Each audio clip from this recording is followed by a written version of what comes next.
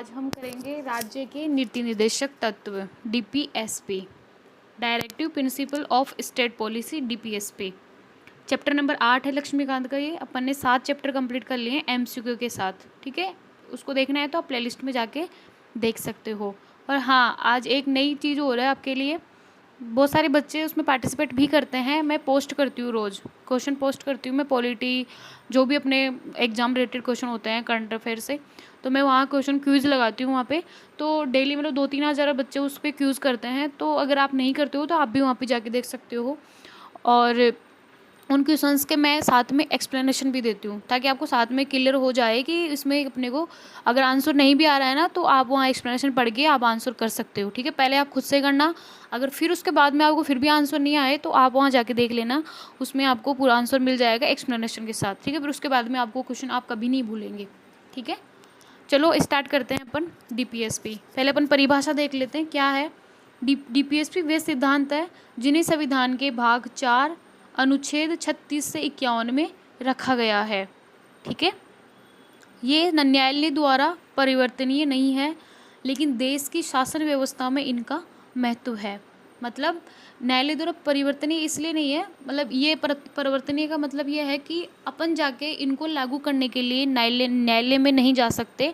जैसे मौलिक अधिकार के लिए अपन सुप्रीम कोर्ट, हाई कोर्ट जा सकते हैं, वैसे अपन डीपीएसपी को लागू करने के लिए या उस पर अमल करने के लिए अपन सुप्रीम कोर्ट नहीं जा सकते, हाई कोर्ट नहीं जा सकते, वहाँ जाके अपील नहीं कर सकते कि डीपीएसपी में ये कहा गया है, डीपीएस 37 में ये कहा गया है तो इसको लागू करो। ऐसा नहीं है, क्योंकि ये संविधान में, अपने संविधान में बनाए गए हैं, दिए हुए हैं भाग 4 में, लेकिन इसको न्यायालय द्वारा इसमें कोई भी परिवर्तन ही नहीं, मतलब उसके लागू नहीं कर सकते। सिर्फ एक तरह से ये आदर्श है जिसमें ये करना चाहिए। ठीक है, ये न्यायालय द्वारा परिवर्तन है, लेकिन देश की शासन व्यवस्था में इनका महत्व है। शासन व्यवस्था में कैसे महत्व है, इसमें शासन व्यवस्था में ऐसे महत्व निभाते हैं ये कि जैसे संसद कोई कानून बनाती है, मौलिक अधिकारों को लेकर कानून बनाती है, या फिर और भी कोई प्रिंसिपल वो बनाती है, तो वहाँ पे नीति निर्देशक तत्वों को ध्यान में रखा जाए।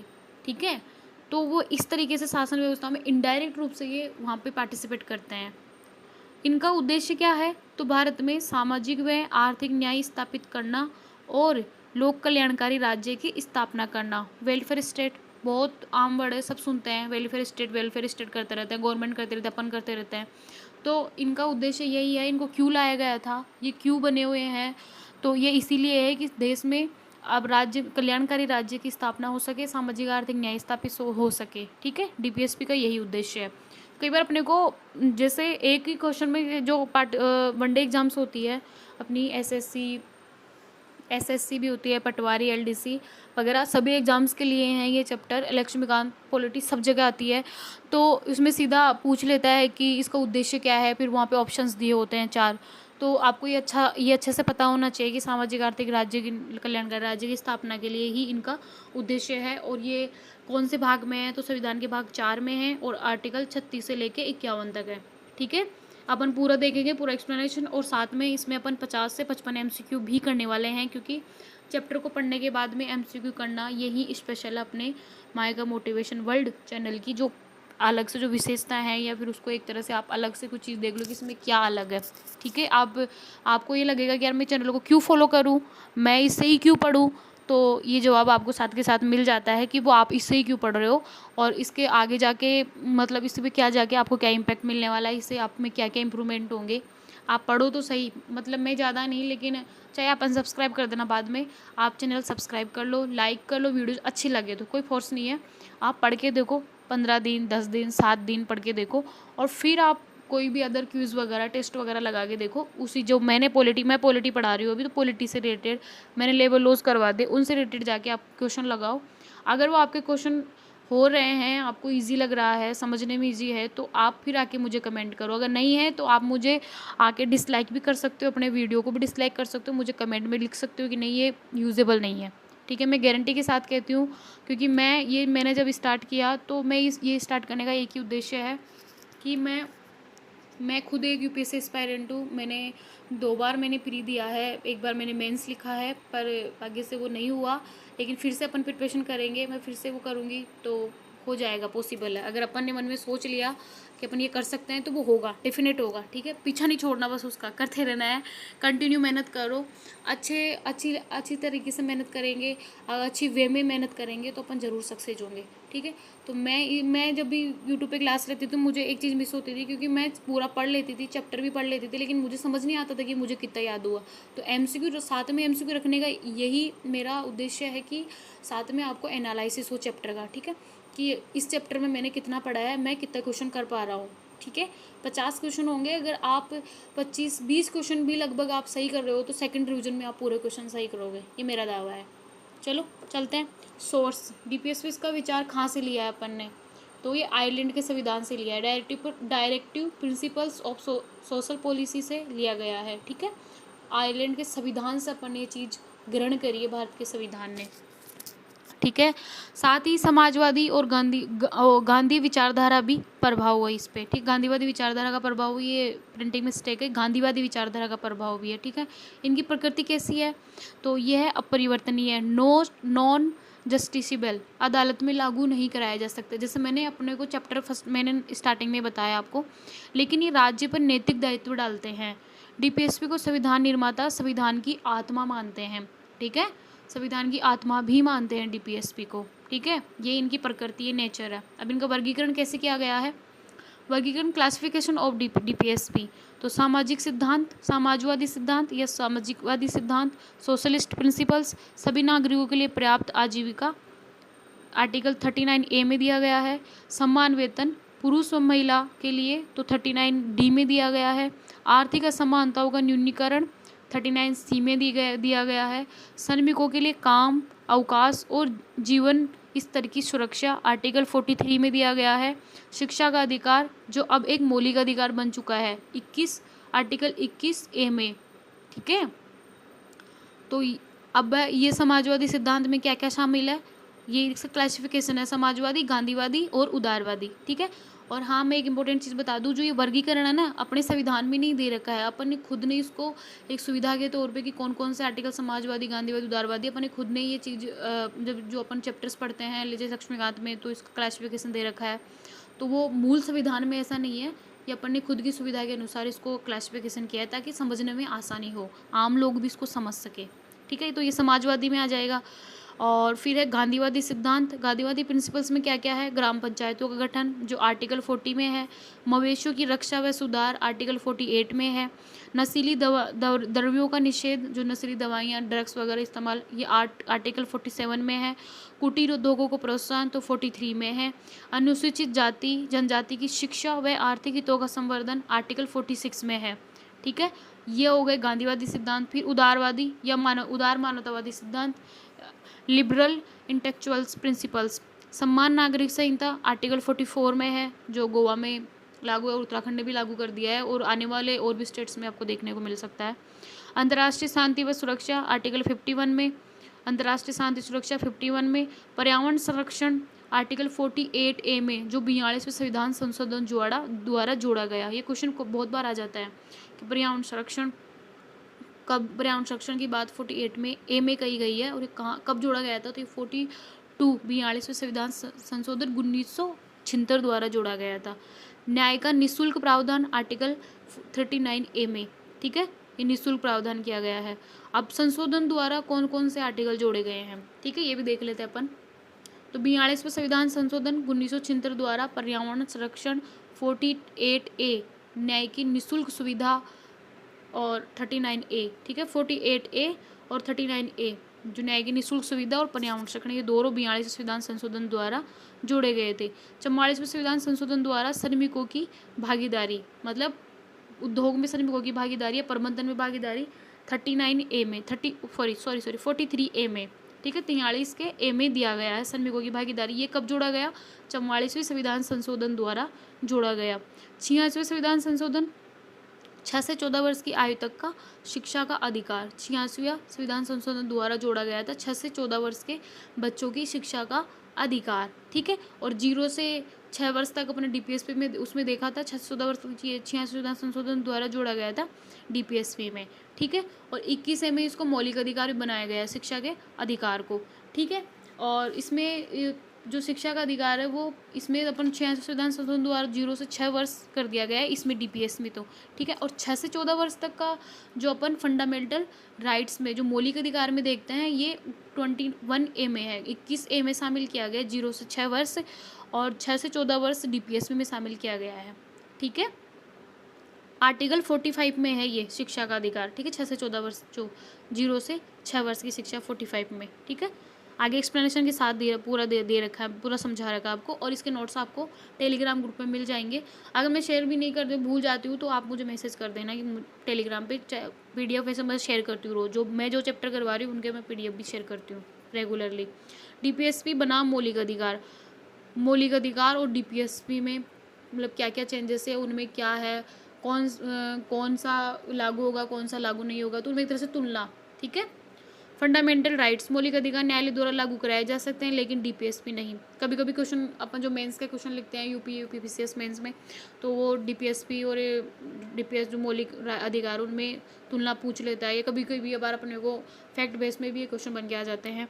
तो मौलिक अधिकार न्यायालय द्वारा लागू कराए जा सकते हैं लेकिन DPSP लागू नहीं कर सकते। दोनों के बीच संतुलन बनाना ही संविधान का उद्देश्य है, ठीक है। मौलिक अधिकार और मौलिक जो उत्तरदायित्व है फंडामेंटल राइट्स अपने, और उनमें और जो फंडामेंटल क्या नाम से नीति निर्देशक तत्व है उनमें संतुलन बनाना, ठीक है। केस अब क्या इसमें क्या क्या संविधान जो मतलब इनमें अलग अलग चीज़ें जुड़ी DPSP में, तो कौन कौन से केस आए, तो चंपाकम दोहराई राजन बनाम तमिलनाडु केस 1951 में मौलिक अधिकार और DPSP उस टाइम पे भी मौलिक अधिकार और DPSP में मतलब एक होता है ना कि जैसे DPSP को ज़्यादा प्रायोरिटी दी जाएगी या मौलिक अधिकारों को ज़्यादा प्रायोरिटी दी जाएगी, ठीक है। तो वो उस टाइम पे चंपक जो रायजन तमिलनाडु केस आया था 1951 में, तो मौलिक अधिकार को बड़ा बताया गया था DPSP से, ठीक है। फिर केशवानंदर भारती केस 1973 में अपन ने मौलिक अधिकार में भी पढ़ा था ये चीज़, ठीक है, जिसमें बेसिक स्ट्रक्चर की बात कही गई थी पहली बार। तो दोनों में संतुलन आवश्यक, इसमें कहा गया था इस केस में कि मौलिक अधिकार और जो नीति निर्देशक तत्व है उन दोनों में संतुलन आवश्यक है। ये केशवानंदन भारती केस 1973 में कहा गया। मिनर्वा मिल्स केस में 1980 में आया कि जो मौलिक अधिकार और जो नीति निर्देशक तत्व है दोनों का समान महत्व है, दोनों समान महत्व की बात कही गई है मिनर्वा मिल्स केस 1980 में, ठीक है। समझ में आ गया। अब इनका इम्पोर्टेंस क्या है, ठीक है। मौलिक सीधा क्वेश्चन होता है कि DPSP का क्या महत्व है, क्यों रखा गया है इनको, तो भारत को कल्याणकारी राज्य बनाने की दिशा में मार्गदर्शन, सामाजिक आर्थिक न्याय और समानता का आधार, सरकार की नीतियों की दिशा को प्राथमिकता तय करते हैं। जैसे मैंने चैप्टर के स्टार्टिंग में बताया कि ये क्यों इंपॉर्टेंट है, तो अगर मान लो संसद कोई कानून बनाती है या कोई न्यायिक समीक्षा करता है, न्यायालय सुप्रीम कोर्ट हाई कोर्ट, तो उस टाइम पे कोई मतलब कोई केस होता है तो उस टाइम पे नीति निर्देशक तत्वों को ध्यान में रख के ही वो चीज़ें की जाए तो वो राज्य के लिए कल्याणकारी होगी, इसलिए प्राथमिकता तय करते हैं, ठीक है। ये इनका महत्व है। अब संक्षेप में आपको क्या क्या याद करना है, मतलब शॉर्ट समरी क्या क्या याद है। कहाँ से लिया गया है, आयरलैंड से। भाग 4 में है 36 से 51 तक। न्यायालय में परिवर्तन नहीं है। 3 भाग में वर्गीकरण किया गया है, समाजवादी, गांधीवादी, उदार मानवतावादी, ठीक है, उदारवादी बोलते हैं। संविधान की आत्मा समाजवादी कल्याणकारी राज्य का मार्गदर्शन करती है, संविधान की आत्मा भी कहा गया है इनको, ठीक है। तो ये आपको याद रखना है, ठीक है। अब अपन इसके MCQ चैप्टर कंप्लीट हो गया इसका, ठीक है। और जब अपन ने समाजवादी, गांधीवादी, उदारवादी बांटा तो मैंने जो कौन कौन से आर्टिकल्स हैं वो उनका एक्सप्लेनेशन साथ में दिया है, ठीक है। आपको लगे कि अलग से आर्टिकल्स नहीं दिया तो आप उसमें दोनों कवर हो जाएंगे, क्योंकि अच्छे से याद होगा ना कि उदारवादी कौन से हैं, गांधीवादी कौन से हैं, समाजवादी कौन से हैं, ठीक है। तो ये चैप्टर की समरी हो गई। ये जो नीति निर्देशक तत्व है चैप्टर नंबर 8 अपना कंप्लीट हुआ। अब इसके लगाएंगे MCQ, ठीक है। अब राज्य नीति निर्देशक तत्व के MCQ देख लेते हैं। 50 MCQ है कंप्लीट, 55 है MCQ, ठीक है। पहला क्वेश्चन है DPSP संविधान के किस भाग में वर्णित है, तो भाग 4 में वर्णित है। DPSP किस अनुच्छेद में आते हैं, तो DPSP 36 से 51 तक आते हैं, ठीक है। DPSP को विचार भारतीय संविधान में कहाँ से लिया गया, यही इंपॉर्टेंट है, आयरलैंड के संविधान से लिया गया। DPSP किस प्रकार के अधिकार है, तो अपरिवर्तनीय अधिकार है, इन्हें संविधान में दिया गया है लेकिन सुप्रीम कोर्ट हाई कोर्ट द्वारा लागू नहीं किया जा सकता। DPSP का मुख्य उद्देश्य क्या है, तो कल्याणकारी राज्य की स्थापना करना। निम्नलिखित में से कौन सा समाजवादी सिद्धांत है, तो श्रमिकों के लिए विश्राम व एवं अवकाश। देखा था ना अपन ऊपर ने कि समाजवादी, उदारवादी, गांधीवादी, ठीक है। अनुच्छेद 40 में किससे संबंधित है, ग्राम पंचायतों का संगठन, जिसमें पंचायत की बात आई थी गांधीवादी विचारधारा में। ठीक है, डीपीएसपी का कौन सा अनुच्छेद नशीले पेय व औषधियों के निषेध से संबंधित है? तो आर्टिकल 47, ये भी गांधीवादी विचारधारा में आता है। पर्यावरण और वन्यजीव संरक्षण किस अनुच्छेद में जोड़ा गया? तो अनुच्छेद 48 में जोड़ा गया था 42 संविधान संशोधन 1976 द्वारा। ठीक है, फिर आर्टिकल 44 क्या कहता है? ये समाजवादी सिद्धांत है। समाजवादी सिद्धांत के अंतर्गत है समान नागरिक संहिता। ठीक है, डीपीएसपी को न्यायालय में परिवर्तन नहीं होने का क्या कारण है? तो ये केवल राज्य के लिए मार्गदर्शन करते हैं। ठीक है, इनके हिसाब से राज्य नहीं चलेगा, सिर्फ मार्गदर्शन करते हैं कि हाँ या ये कोई कानून बन रहा है या कोई कानून लागू किया जा रहा है समाज में, तो इसमें नीति निर्देशक तत्वों को ध्यान में रखा जाए। ठीक है, अनुच्छेद 39D किससे संबंधित है? तो सम्मान वेतन, पुरुष और महिला में सम्मान, जो उनको पुरुष महिला में कोई भी भेदभाव नहीं किया जाएगा, दोनों सम्मान वेतन के हकदार है। ठीक है, तो ये 39D में बात कही गई है, सम्मान कार्य के लिए सम्मान वेतन, महिला पुरुष दोनों के लिए। ठीक है, ये भी एक समाजवादी सिद्धांत है। संविधान की आत्मा किसे कहा गया है? तो डीपीएसपी को कहा गया है।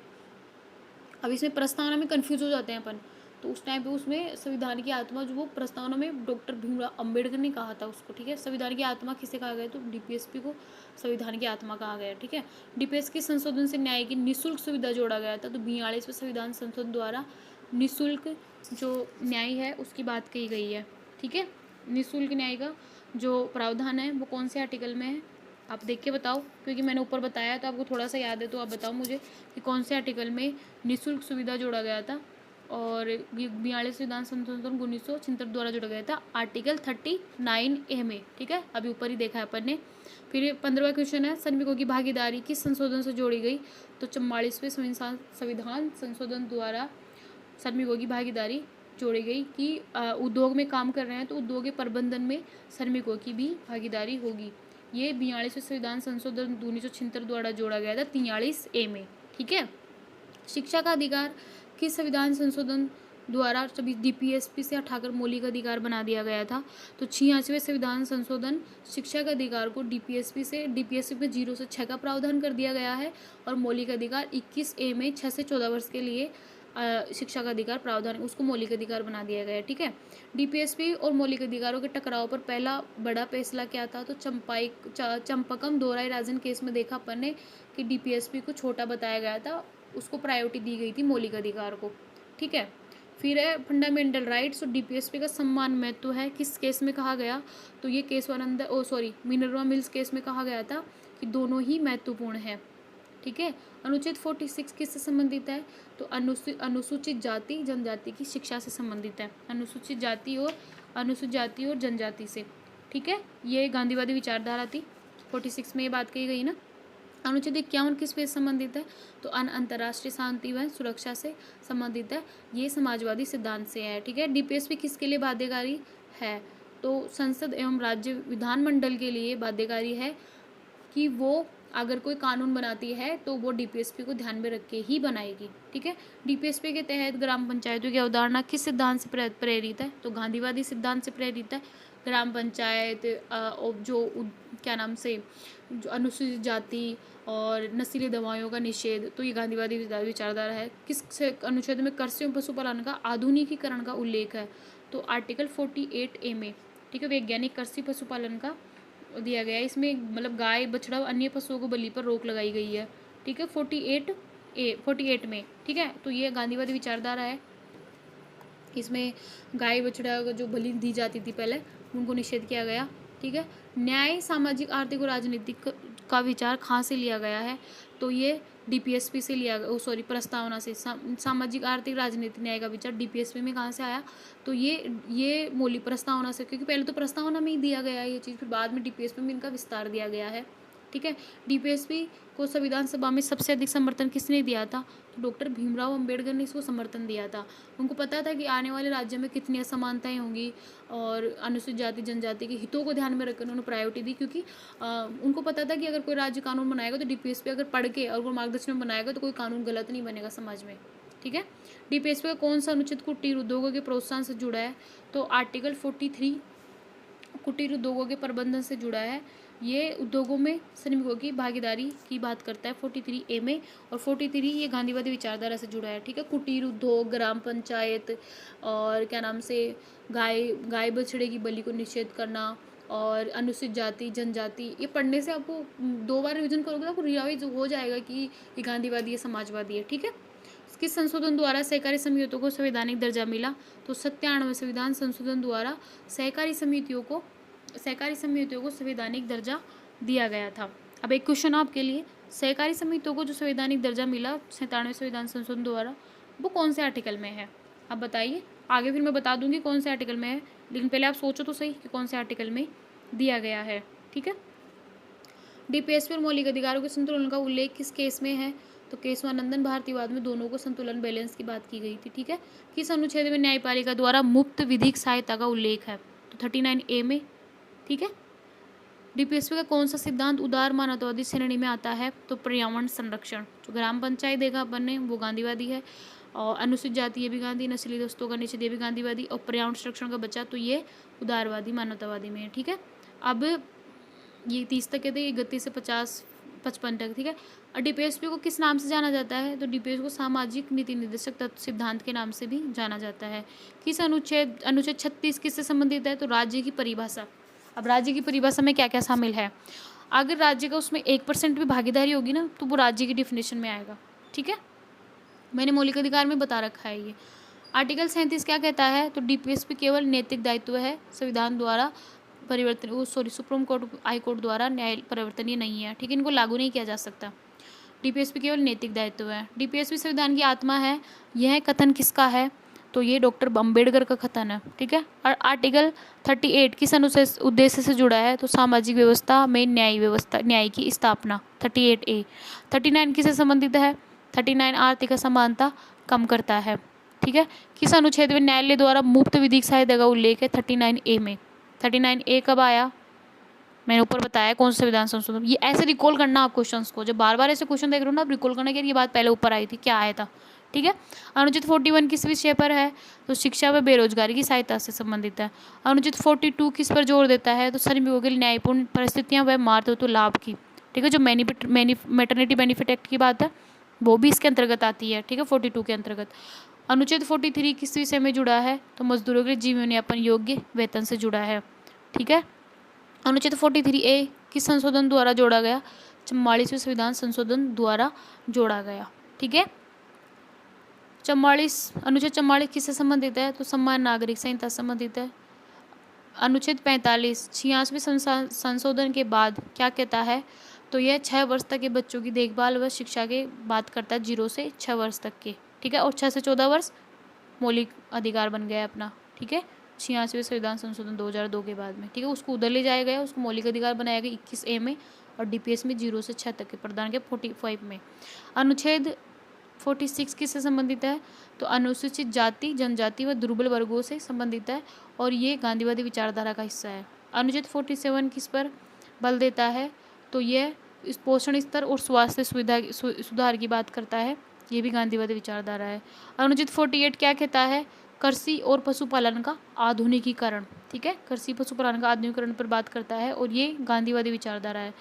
48A 42वें संविधान संशोधन द्वारा जोड़ा गया, किस पर केंद्रित था ये? तो पर्यावरण संरक्षण। ठीक है। वन्य जीव संरक्षण पर आधारित था। अनुच्छेद 49 किस पर आधारित है? तो राष्ट्रीय धरोहरों का संरक्षण। अनुच्छेद 50 किस विषय से जुड़ा है? तो कार्यपालिका और न्यायपालिका का पृथक्करण। ठीक है। अनुच्छेद 51 किससे संबंधित है? तो अंतर्राष्ट्रीय शांति और सुरक्षा, जो समाजवादी विचारधारा का हिस्सा है। डीपीएसपी में समान नागरिक संहिता किस श्रेणी में आता है? तो उदार मानवतावादी सिद्धांत में आता है। न्यायपूर्ण सामाजिक व्यवस्था पर बल किस अनुच्छेद में दिया गया है? तो अनुच्छेद 38 में दिया गया है। ठीक है। और ये भी समाजवादी विचारधारा का हिस्सा है। किस केस में कहा गया कि फंडामेंटल जो राइट्स है वो डीपीएसपी को समन्वित रूप से पढ़ा जाना चाहिए? केशवानंदन भारतीवाद केस में 1973 में कहा गया ये चीज़। किस अनुच्छेद में कार्यपालिका और न्यायपालिका के पृथक्करण का उल्लेख है? तो अनुच्छेद 50 में है। डीपीएसपी का अंतिम उद्देश्य क्या है? तो कल्याणकारी राज्य की स्थापना। इस तरीके से आपके 55 MCQ और प्लस चैप्टर मैंने कंप्लीट करवा दिया है। वीडियो ज़्यादा बड़ी नहीं है, आप आराम से इसका 2 बार रिवीजन करना, और ज़्यादा एक्सप्लेनेशन पढ़ना है तो आप लक्ष्मीकांत पढ़ना, क्योंकि मैंने लक्ष्मीकांत को बहुत बार पढ़ा है और फिर मैंने नोट्स प्रिपेयर करे हैं और उन नोट्स से मैं आपको पढ़ा रही हूँ। ठीक है। आप इतना कर लोगे तो पॉलिटी में डेफिनेटली मैं कह सकती हूँ कि पॉलिटी में कोई भी क्वेश्चन आपका आउट नहीं जाएगा। हाँ, प्लस विद आप करंट अफेयर तो करते ही रहेंगे, क्योंकि मैं करंट अफेयर भी डालती हूँ डेली सुबह। 50 से 55 सेकंड का वीडियो होता है, उसमें 10 MCQ होते हैं। The Hindu newspaper based, the Indian express, Dainik Jagran, जिनसे मुझे अच्छा क्वेश्चन बनता है, मैं 10 MCQ डेली तैयार करती हूँ। डेली मैं सुबह 9 से 8 से 9 के बीच में उनको अपलोड कर देती हूँ। आप वहाँ जाके देख सकते हो। शॉर्ट्स में आप MCQ कर सकते हो, करंट अफेयर से भी आप जुड़े रहेंगे, और न्यूज़पेपर आपके घर में कोई सा भी आता हो आप वो पढ़ सकते हो। अगर स्पेशली दैनिक जागरण वगैरह, इंडियन एक्सप्रेस, द हिंदू नहीं आता है तो आप कोई सा ही पढ़ लो, क्योंकि न्यूज़पेपर्स में 3-4 जो हेडिंग रहती है ना, जो मतलब उस टाइम पे क्या चल रहा है, तो वो चीज़ आपकी आती है न्यूज़पेपर में। तो कोई सा भी न्यूज़पेपर पढ़ो आप, लेकिन कंटिन्यूटी रखना उसमें। ठीक है फ्रेंड्स, आप पढ़ते रहो, और चैनल को मेरी मोटिवेशन के लिए आप देखो, वीडियोस देखो, और आपको अच्छा लगे कि यूज़फुल है तो शेयर करो, और मैं कंटेंट में क्या सुधार कर सकती हूँ इसके लिए आप मुझे सजेशन भी दो प्लीज़, क्योंकि मैं भी एक स्टूडेंट हूँ। हो सकता है कि आप मेरे से कुछ, आप में ही कोई ज़्यादा मेरे से पढ़ा, ज़्यादा मतलब एक्सपीरियंस उसको टीचिंग का, क्योंकि मैं फ़र्स्ट बार पढ़ा रही हूँ। तो आप मेरे लिए भी कोई सलाह है तो आप मुझे एडवाइस दे सकते हो कि इसमें ये सुधार करना चाहिए। ठीक है, थैंक यू।